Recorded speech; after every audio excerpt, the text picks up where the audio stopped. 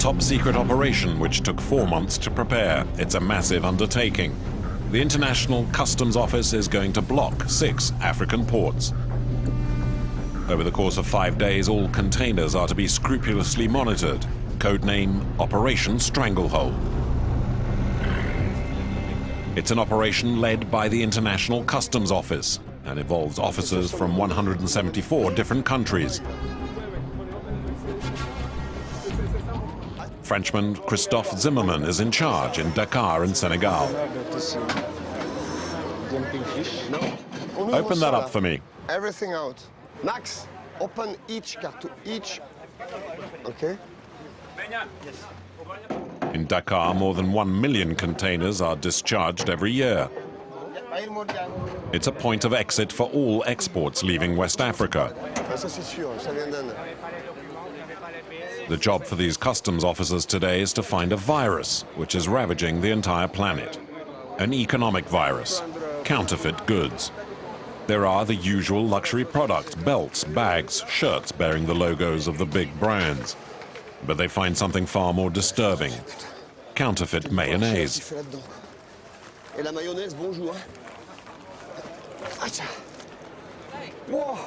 Whoa, it's only 60 degrees in there. 40 degrees in the containers where the boxes wait for 10 days here at the port, before spending a further 20 days in transit. God knows what's going to happen to the people that finally eat the stuff. Everything that sells can be copied, and it's not without danger. Drinks containing bacteria, electrical appliances which can catch fire, perfumes and cosmetics liable to provoke allergies, and on a bigger scale, copies of spare parts for cars, doors, bumpers, windscreens, bonnets, and even pieces of the engine.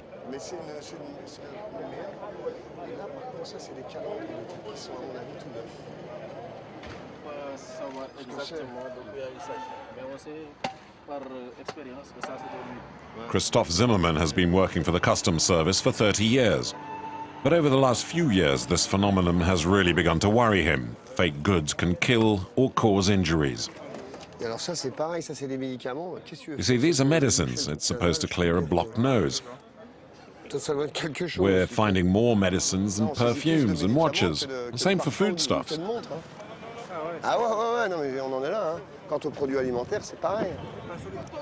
Stock cubes, mineral water, sodas, waffles, anything, sweets, chewing gum, everything. And they have penetrated the big networks of distribution.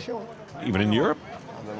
Even in Europe. When you've made 3 or 4 million food products, you're hardly going to sell them on a street corner.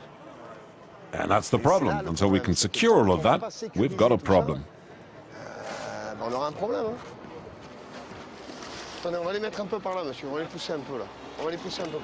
And the fakers even go as far as inventing products that the brands have never even manufactured. Any opportunity to cheat the consumer.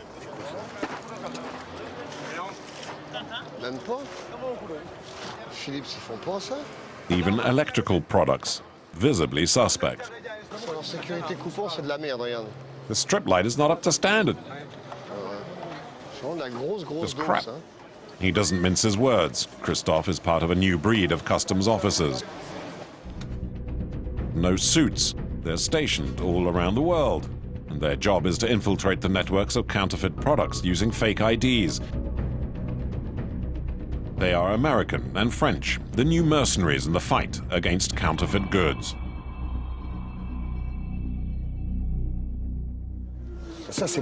That's not real either. And in Dakar, in this last container, open this one, Christian. Products that the customs officers are finding more and more of. We need to look inside. They're not even being sent to the customs zone. Because we found batteries over there, and all the other batteries are over there. When he says batteries, he means mobile phone batteries, also fakes.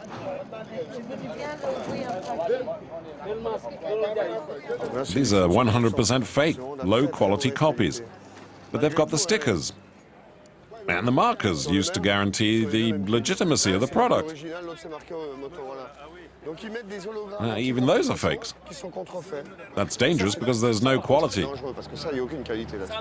Batteries we don't know anything about, but which can potentially endanger their users by exploding. These are the merchants of death here. Merchants of death who have flooded not only Africa but also Europe.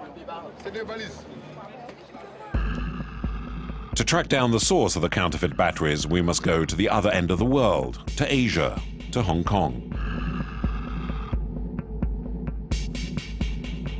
Hong Kong is the third biggest port in the world. Every year, tens of thousands of containers leave here to go to destinations all over the planet. In the center of town, a man agrees to meet us. Ted Kavoris is a former policeman from New York. He moved here 10 years ago.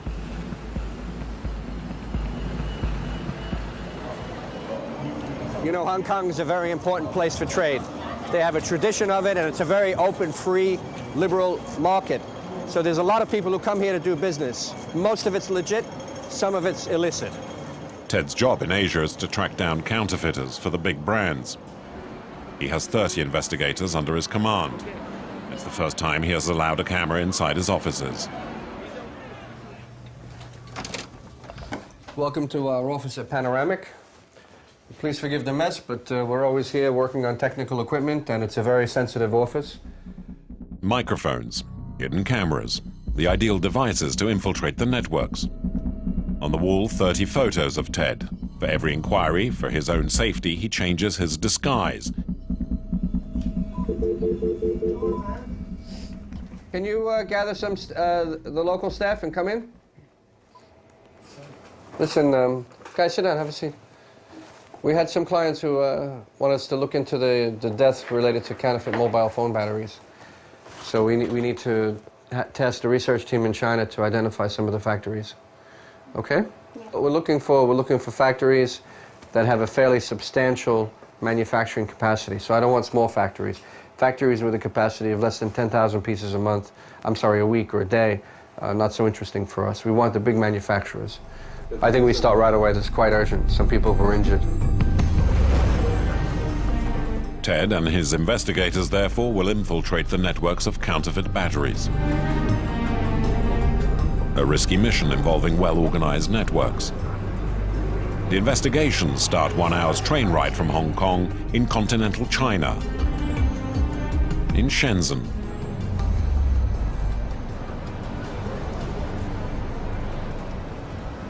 We are now in Shenzhen, mainland China. Just on the other side of that building is Hong Kong. This is the border between Hong Kong and China. 12 years ago, there was nothing here, just some rice fields. And now it's an incredibly industrialized city. I would say if you bought an electronic good or a luxury goods item, more likely than not it was made in Shenzhen or Dongguan or southern China. But that includes counterfeit product as well.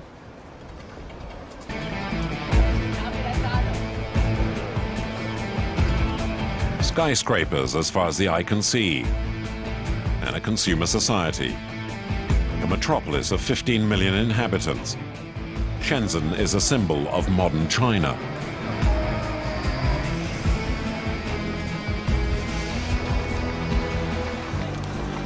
The first stage for Ted is to localize the sales points of these fake batteries in this capital of electronics. One of his investigators has found this shopping center. Okay. You have the hidden camera, the cover cameras all good to go? Okay. Let's go do this, yeah? Inside, hundreds of stands over 4 floors, dedicated entirely to mobile phones, headsets, chargers, all kinds of accessories, and above all, thousands of batteries. But everywhere we go, we have the same surprise. No. Copy. Original copy. Copy. Also copy. Just tell me the brand you want and I'll get it for you. What brands can you offer us? Pretty much all the makes. Nokia? Yes, and Samsung, Sony Ericsson, and the Chinese makes. And Motorola? Yeah, I have some. It's a good find for Ted and his team. It seems unbelievable, but all the batteries are fake, and the sellers are also providing fake packaging. Let me see, you have the whole whack.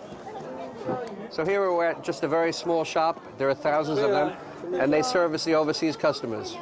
Have all the packaging, have the generic batteries, and let me see the Motorola, copy Motorola.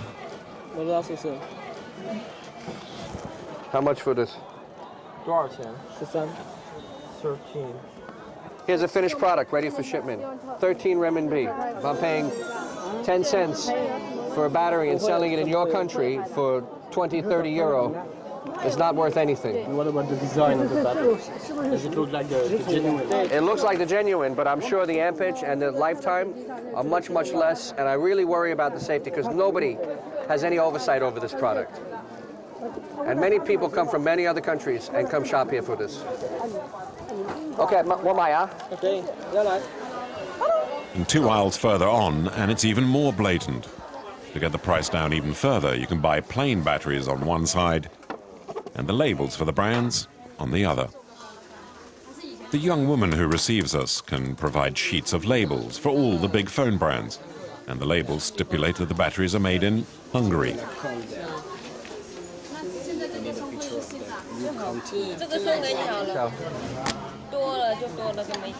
In the cupboard, there are also false safety certificates for China, the US, and Europe.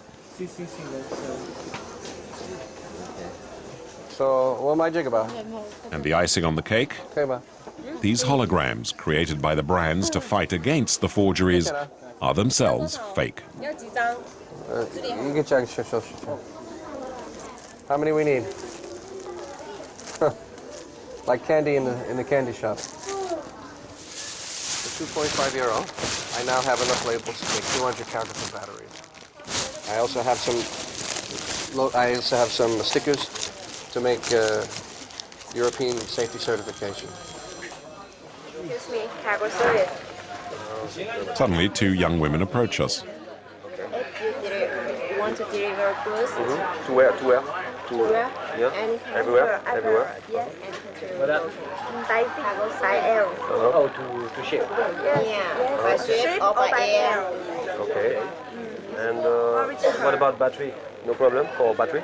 To export battery? Battery? Yes. Yes? Okay, good. The office is in the neighboring building.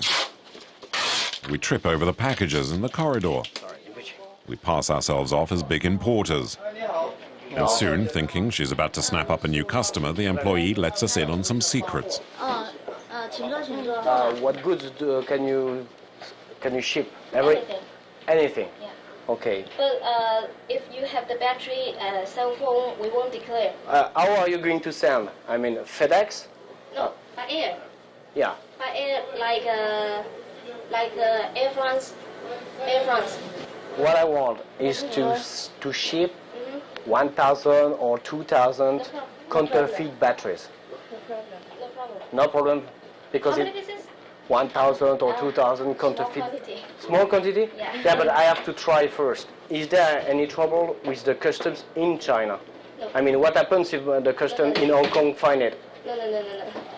No.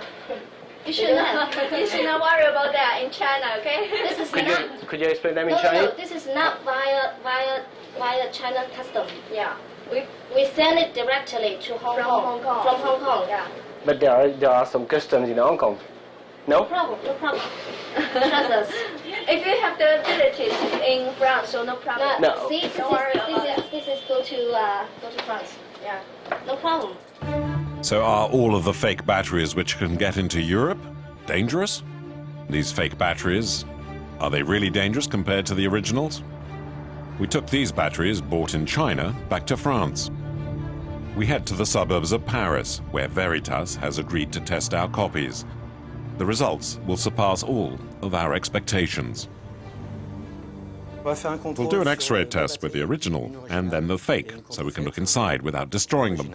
Et la contrefaite. Alors on va regarder à l'intérieur sans la détruire, donc c'est le but des rayons X. An X-ray to check the content.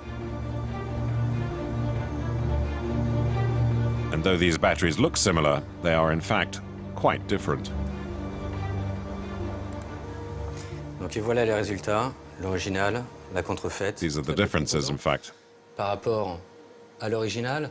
There is a security element missing in our copy here. In the genuine battery, there is a fuse which cuts the power if the phone is left on charge for too long. Once the battery is full, it should stop charging. On the fake, this does not happen. So what happens then when the battery is fully charged?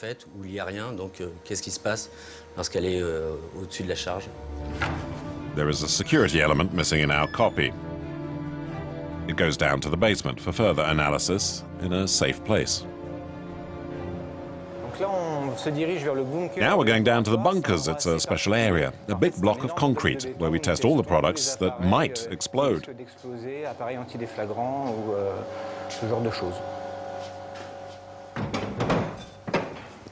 Our fake batteries will be overcharged as part of the test.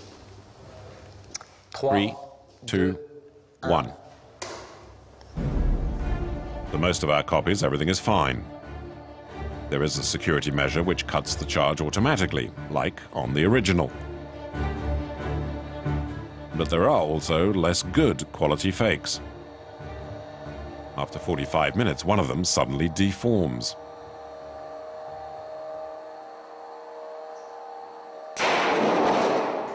So I cut the power immediately, and there was an explosion like a mini bomb. The battery is on fire. We're going to leave the room and leave it to burn. An explosion like a mini bomb. The battery has even pulled itself out of the crocodile clips it was attached to. The danger is therefore real for some of the copies.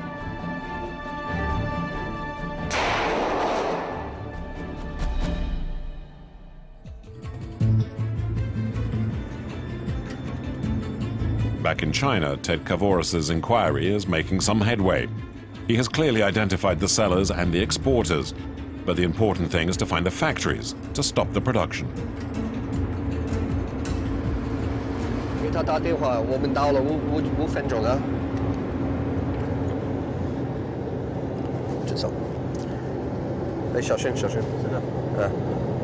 His investigators have spotted a factory, a suspicious one. Okay. 我们到了5分钟 Where do we go, Ted? Now we're going to a factory manufacturing mobile phone batteries. How do you find it? We found them on the internet, and we also monitor the wholesale markets and see who's supplying them. So we're going to pretend to be big buyers from overseas, and we come to view their product and to learn about what they manufacture. Is it dangerous to do so sometimes? No. It's a very civilized country, China. Obviously, they're not so happy if they catch us, but not so violent. Business is business.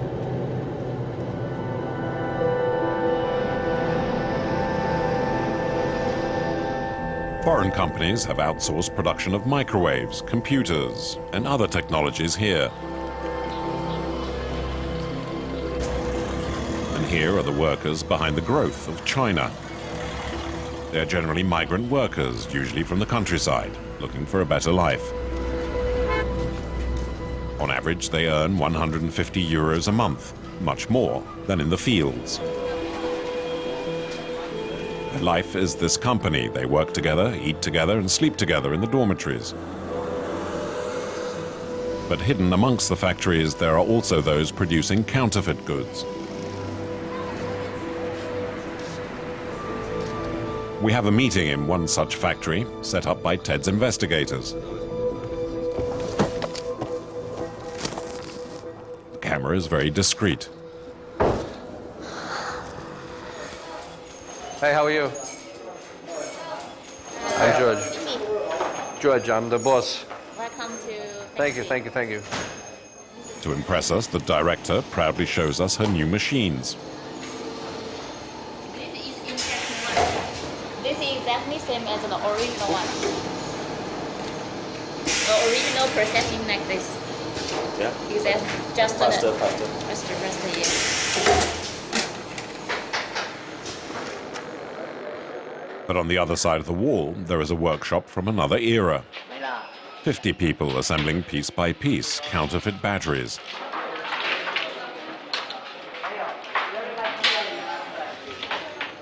Nokia, Motorola, Samsung, Sony Ericsson. The production line begins with the preparation of the parts of the batteries. At the end of the chain, the false logo is attached.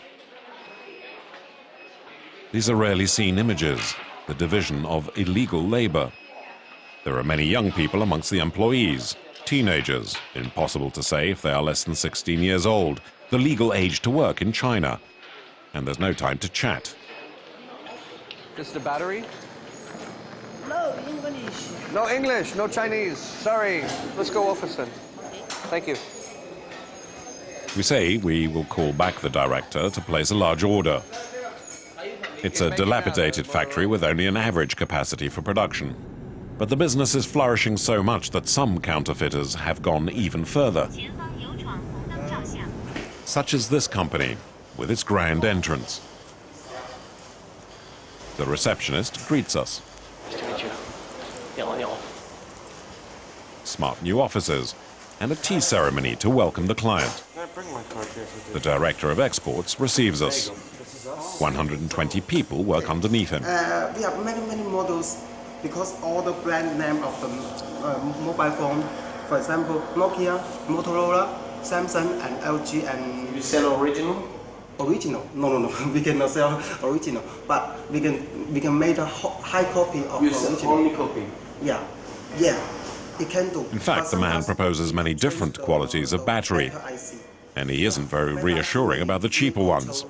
To sell them at a better price, he leaves out a fundamental part. You are charging the battery. If you don't have the IC, there will be when the battery is full, the capacity is full. Maybe it will go on charging and will be fat and explode. Yeah, very dangerous. And that's why the battery exploded in the test. And most worryingly, the company sends some of these batteries to France. 60,000. What about France? France maybe because before the Chinese New Year, they have shipped one shipment to there is 24,000.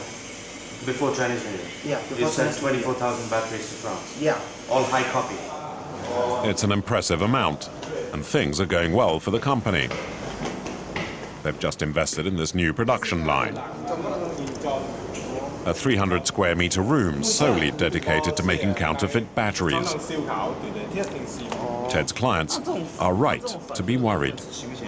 I think there are many factories like that, and that in order for them to stay alive and stay in business, they need to supply the demand from overseas for counterfeit product. And it's even worse with the economic crisis? Much worse. I think more and more factories are finding themselves desperate, and then they have to take this risk to make the counterfeit and supply their overseas customers with branded product.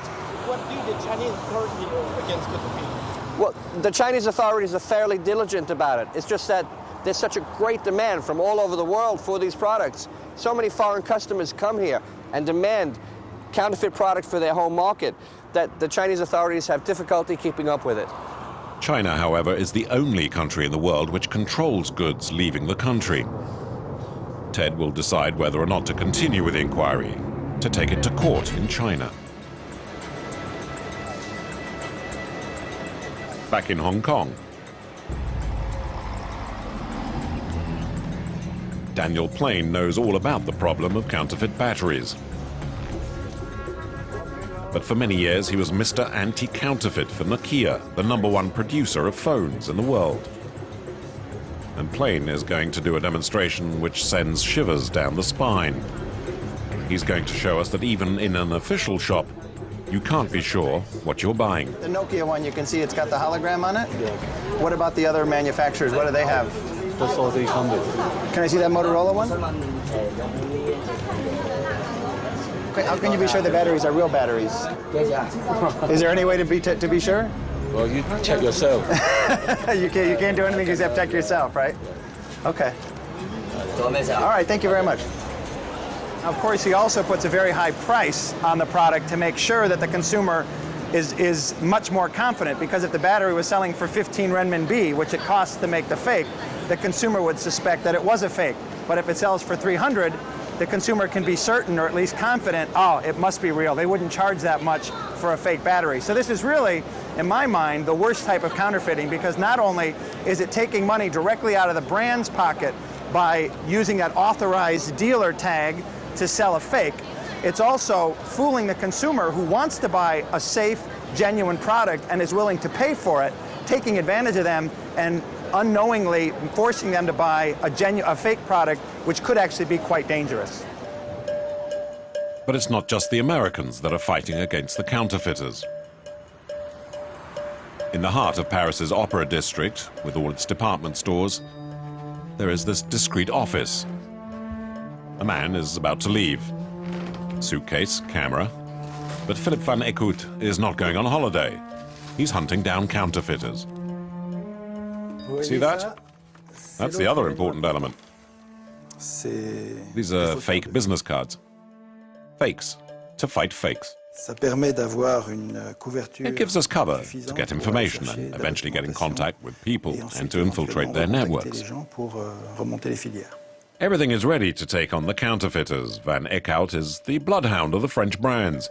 From pharmaceuticals to luxury clothing and even counterfeit cars, he has one credo: to conquer the enemy territory. If you need information, that's where you've got to go and get it. And where are you off to now, then? I'm going to the airport and going to China.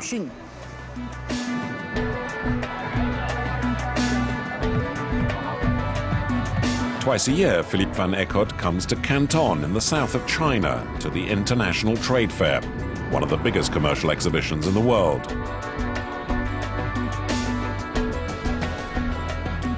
Everything Chinese is celebrated here, and buyers come from all over the world. Just about everything can be found here: clothes, shoes, leather goods, cookware, sportswear, food and medicines. Fashion, design and business services.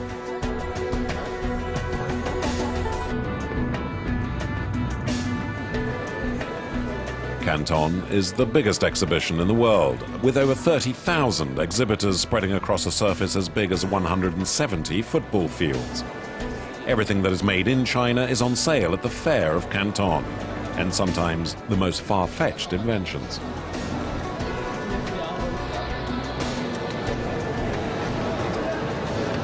We're going to see the medicines and the food products over here. There are perhaps interesting things to see. At the fair, 9 out of 10 products are originals. But Van Eekhout often spots the fakes, like this ketchup. Do you export to Europe? Europe. Yes. You do exporting to Europe? Yes.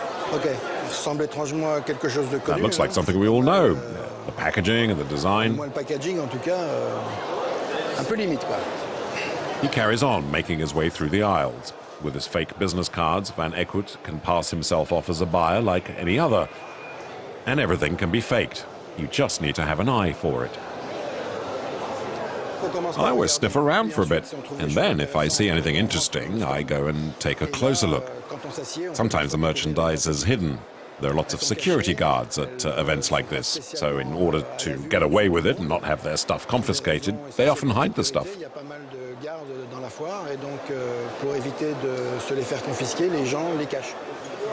And suddenly, at the back of an alleyway, the hunter spots a product which intrigues him. Hey, how are you? We follow him with a hidden camera. It's a copy of a well-known energy drink, Red Bull. And to show us that it's a good copy, the saleswoman has got some of the original on site. Similar. Yeah. Vitamin drink. Yeah, okay. Similar. But this is the genuine one, right? If you look closely, on the fake, the Red Bull has become a red horse. A can which looks just like and could be mistaken for the original. The only difference is the name. You can call it red line, red whatever. Red bull, red animal. Red cow. Red animal. Why not red camel? Well, you have a choice. And do you think possible to export this into Europe? He's asking if you could export that for him to Europe. No problem. No problem? Yes. And the fake Red Bull is exported to Europe. The drink, very popular with the young, has captured the attention of the counterfeiters. In February 2007, at Le Havre, French customs seized 7,700 cans, all of them copies of Red Bull. At the time, the famous Red Bull featured on the packaging, but the name Red Bull was replaced with Gold Cow. After a few months in storage, the liquid somehow perforated the cans. And one can became completely corroded over the course of a few months. Either the packaging was defective or the content itself attacked the metal. The most dangerous thing with these fakes is that there is no guarantee of the composition of the drink. It's what the alcohol-free beer ads would like to claim. It looks like, smells like, and tastes like the real thing. But in this case, you don't know what you're drinking. The content could be very different from the original. There's no guarantee at all of what's in it. The counterfeiters have got their hands on all products, food and drink included. As well as the products that we eat and drink, there are those which we put on our skin, such as perfumes, cosmetics, and over-the-counter remedies. Van Ecot has discovered a copy of a medicine known all over the world. What's that, Philip?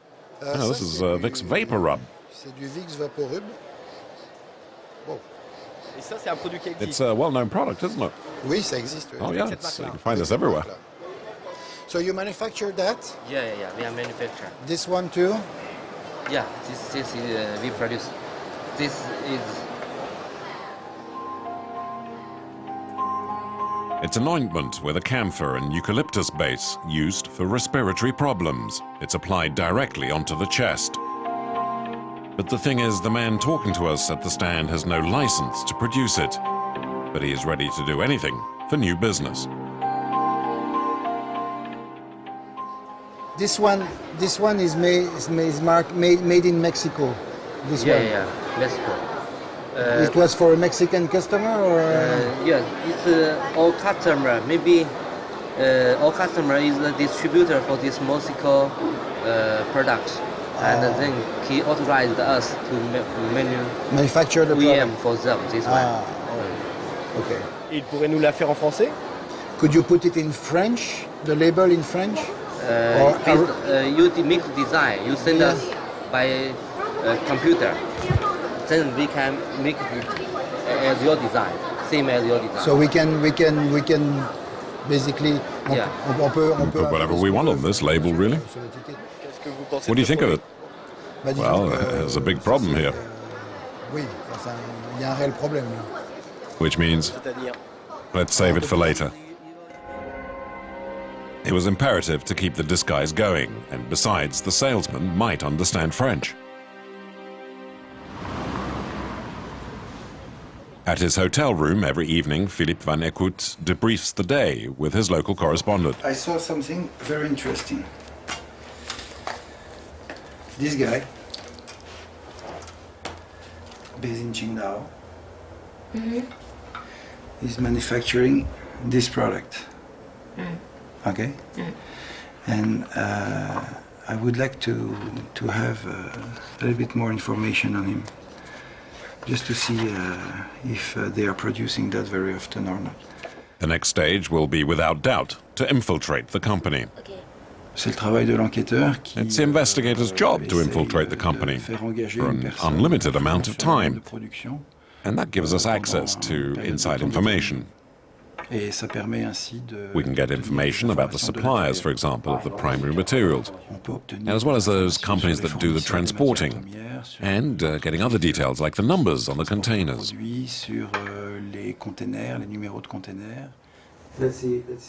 Medicines and cigarettes are amongst the products of which there are more counterfeits than any other.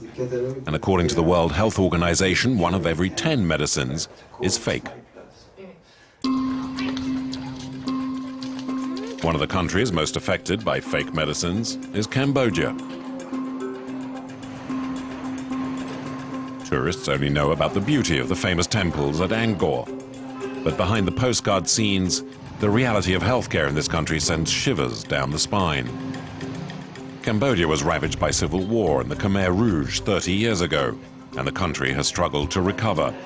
Here, living standards are among the lowest on the planet, and healthcare is very expensive.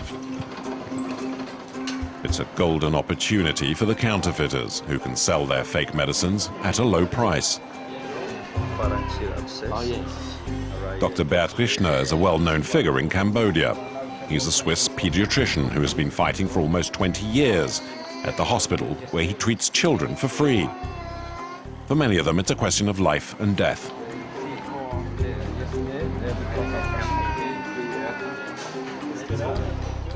None of the children here would have any hope of surviving without this hospital. None of them, not even one of them. What worries Dr. Rischner is that 1 medicine in 4 in Cambodia is a fake. Among his patients, there are children whose illnesses have been made worse by the counterfeit drugs. Like this little boy suffering from malaria. He is seriously ill. There are a lot of fake medicines, and that's a catastrophe. If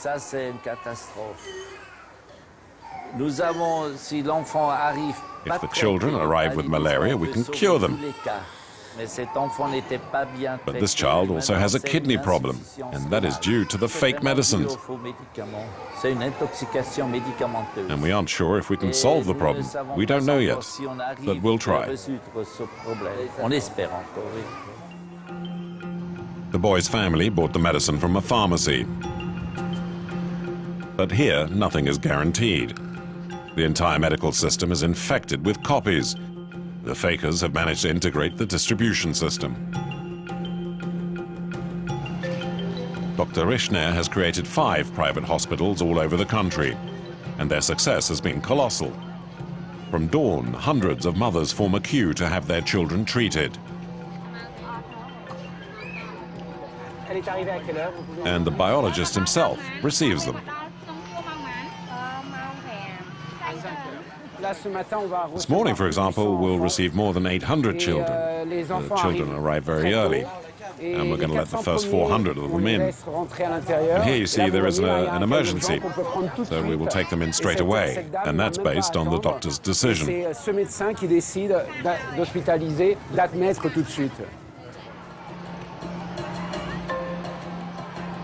The huge numbers waiting to get inside are there because the healthcare here is free. And above all, the patients are certain that all the medicines given out are original. What's more, to avoid people reselling the drugs, he gives out only the exact quantity of medicine needed. We do everything possible to avoid people reselling the medicines or the drugs on the streets. The parents might be tempted to sell the medicines on to make a few more dollars. The bottles given out to the families are stamped one by one. All the medicines are bought via laboratory officials from secure networks, thanks to the donations received by Dr. Rischner.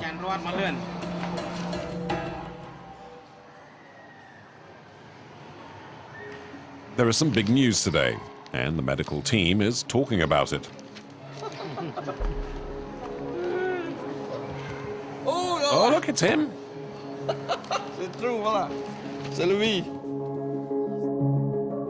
The producer of fake medicines has just been arrested. But who is this man? And what was he producing and where? And which pharmacies was he supplying? To find out, we go into the heart of Phnom Penh. Here, there isn't really any sign of the company. But a neighbor remembers some of the more sordid details. He wasn't only selling fakes, but also selling medicines which were past their sell-by date. He changes the expiry dates, you see.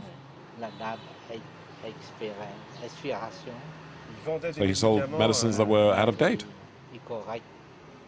He just changed the date. The use-by dates were changed. The antibiotics contained no active ingredient. But our questions start to annoy certain people. A man gets in touch with us and agrees to meet us in a discreet cafe in the capital. It's the associate of the trafficker who has just been arrested. You want some drink? But oddly, he says he knew nothing about his partner's practices. Did you know what that Mr. Sake changed the date and use fake things? Actually, for this event, I don't know at all. You don't know? I don't you say never at all. know? I never know. If a child buy a medication like that, and it's a fake medication, he can die, you know? Yeah, because it will make thing with the child or children when they put this medicine. It's my luckiness also because my son one time I think I ready to use it, but I not use it because I have one sample, you know. To, you thought maybe it's not good, or because I no have time to. Because we don't know. Selling fake medicines, but afraid to give them to his own son. It's a virtual admission of guilt.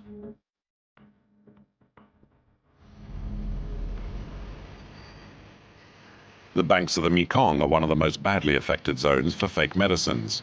Last year, Interpol launched a big operation in Southeast Asia. No less than 16 million copies were seized on this occasion. However, it's not just developing countries which are affected by this phenomenon. At Charles de Gaulle Airport near Paris, our inquiry continues. In Europe, of course, the distribution networks are more secure.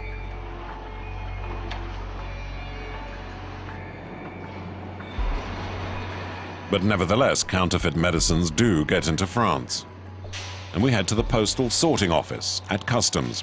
Here is where letters and packages from all over the world arrive. 1.5 million items pass through the sorting office every month. Last year, 6.5 million counterfeit goods were seized. It was a record, because a revolution has boosted the economy for fake products, the internet. No need to travel anymore. You can get everything from within your own living room. It would be impossible to open all of the packets, and the customs officers therefore use a scanner to see what's hidden inside. Here you can see it's tablets from the scan. You can see their shape. Tablets by the thousands. The customs officers find more medicines than any other fake products. And beyond the economic implications, the counterfeit medicine can endanger people's lives. More and more people are placing orders without being aware of the dangers. When it's about something that you're going to swallow, there's a risk, but people don't realize it, unfortunately.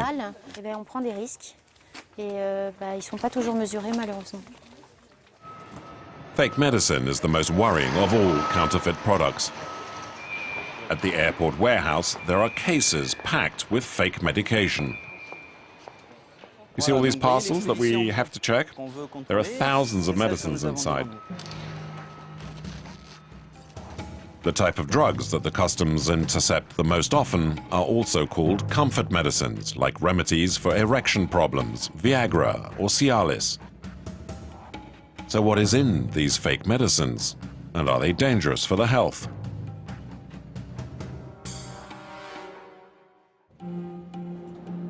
We head to England, to Sandwich in Kent.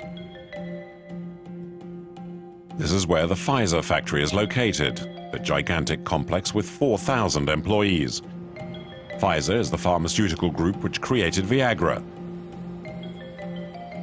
and the only company with authorization to produce it. We wanted to test some of the boxes of Viagra seized at Charles de Gaulle Airport. Wendy Greenall is a chemist. She belongs to the quality control department that tests for fakes. This is Pfizer's Quality Operations building, and in here is where all the forensic analysis takes place, where we test suspected counterfeit pharmaceuticals. Basically, we test all the samples from the Europe, Middle East and Africa region. We have two other laboratories, one in America, which is in Groton in America, that tests the Americas seizures, and we have a third laboratory in Dalian, China, which tests all suspected counterfeits in the Asia-Pacific region. This is one of the laboratories doing testing. According to experts, Viagra is the most counterfeited medicine in the world. And you can see that on the shelves. These are the samples we have that are waiting testing at the moment. We receive probably approximately 140 samples a month at the moment of suspected counterfeit products. So this is just Pfizer's suspected counterfeit products. And that's only the tip of the iceberg. I mean, we're only seeing a very small amount. Which manufacturer counterfeit Viagra, for instance? I can't answer that. Not allowed to. Not allowed to? No, sorry. Faced with this influx, the authorities are multiplying police operations to dismantle the networks to countries such as Turkey, Russia, Ukraine, India.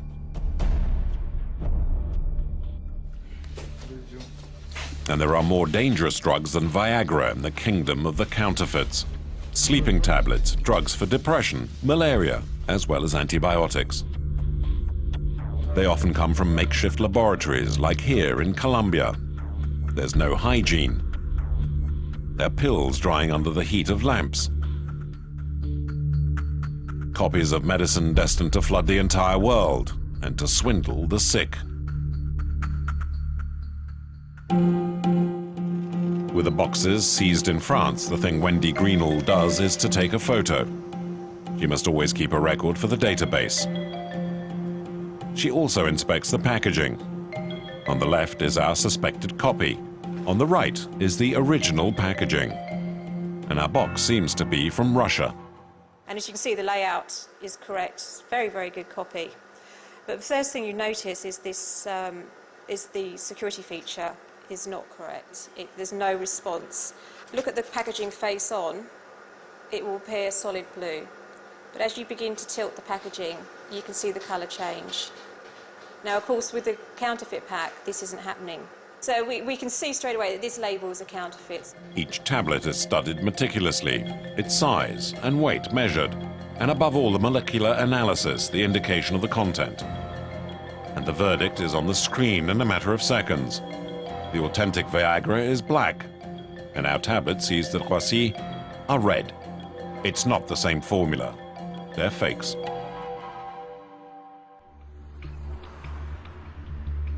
But there are even more counterfeit products out there just as dangerous as fake medicines.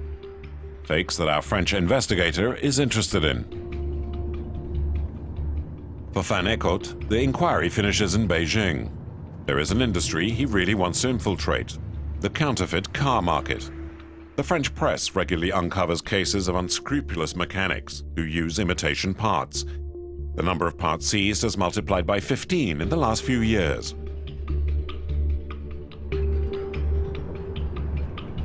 We're heading to the Chinese capital suburbs, where we will meet two of his informers. After 3 months of inquiry, they have found this place. It's a car parts market with around 200 shops. Workshops, brand new parts. It's a paradise for mechanics and car enthusiasts. On the awnings we see the logos from makes all over the world, and even some French ones. Using a hidden camera, we go to try and buy brakes for a Peugeot 206. I'm looking for brakes. Brake pads. So it's really original, huh? It's genuine parts. Huh? It's real because it's important for security. Yeah. He's asking if the parts are original. Reason, because yes, they are real. I also have copies, by the way, if you want those. Which one? This one? Copies of brakes in the same packaging, impeccably reproducing the Peugeot Lion and Citroën's Double V. Oh. And to trick the buyer, they even mark genuine parts on the packaging. Yes. Look, on the original it's very thick, you see, so when you brake, the result is good. Yeah, the friction is different. Okay. On the other hand, on the copy, it's smooth, very hard. When you hit the brakes, it makes a noise. We make some noises when you just... when you press, when you hit the brake, okay. The material is different. 就说便宜的也可以进。 The cheaper one can also be used, 对 no problem. 只是寿命的长短，寿命 But 的 the 长短 spam is different. We want Imitation brakes of inferior quality, ready for the woman to export in official or any other kind of packaging. I have. You can also send this to Europe. There's no problem. But why don't you buy one first to try it at home? And if it's good, then I'll give you my phone number, and everything is possible. I can send it to you as cargo. Can they ship us, let's say, 20, 30 pieces? 30 bucks? Sure, no problem. No problem. Okay. And the saleswoman has more than brakes to offer us.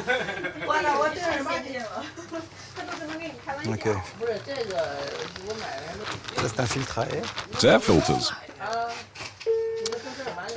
They've got all kinds here, but you can see here there's no barcode on the product, which is unusual. So this is definitely not an original part, and let's not be fooled here. Et donc, a priori, ça doit pas être de la pièce d'origine, de toute façon. Il faut pas se faire d'illusions.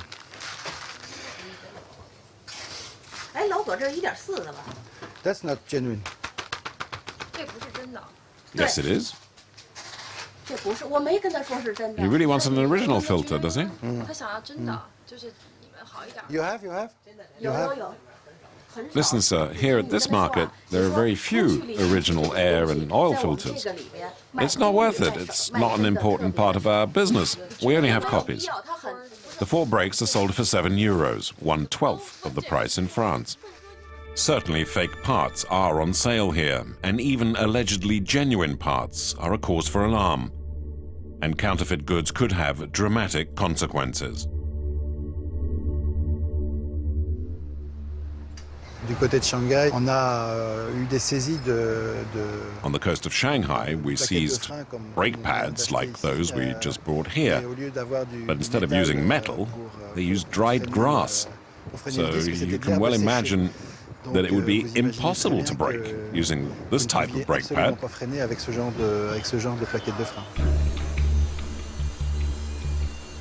A car is made up of around 10,000 parts, of which 400 are used regularly and must be installed by a mechanic. These 400 replaceable parts are therefore at risk of being imitated. So how can you distinguish between the originals and the copies? In Beijing, to be absolutely certain, we went with the counterfeit hunter, Philip van Eekhout, and the fake brakes we bought to the official Peugeot outlet.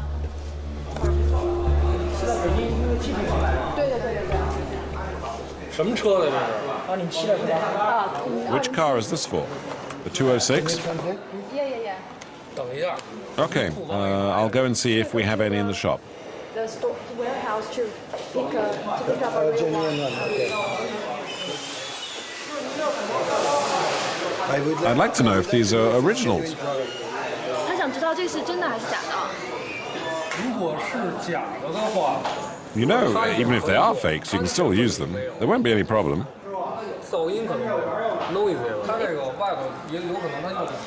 Your product there, I don't think they use the same materials, but the result is the same. When you use it, it should be the same. You won't have any problems. But what will happen when I put them in my car? Well, there'll be a noise, a small noise.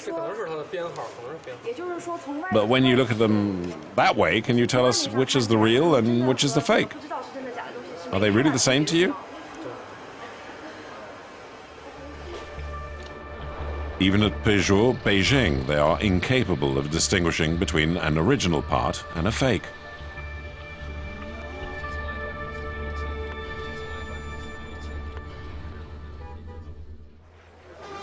In Dakar, Operation Stranglehold at the Global Customs Office is coming to an end.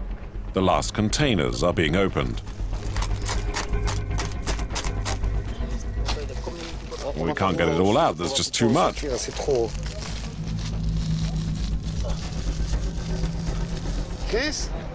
When I ask you to, can you open the container over there, please? 5 days of inspections for Christoph Zimmermann and a remarkable haul. 1.5 million imitations of all types have been seized in the 6 countries of Africa, blocked by the customs. Out of 10 containers, 8 contain fakes. Here it's more difficult to find a container of genuine goods than fake ones. 400 million containers are circulating on the waters of the planet, and there are only 800,000 customs officers. It's a game of cat and mouse that continues. Every time we open a container and find something, it means that they have failed. So that means they have to get better at it. And the technical skill of these fraudsters can be impressive. And there is a vast amount of money at stake. Last year, in France alone, customs officials say 500 million euros worth of counterfeit products were seized.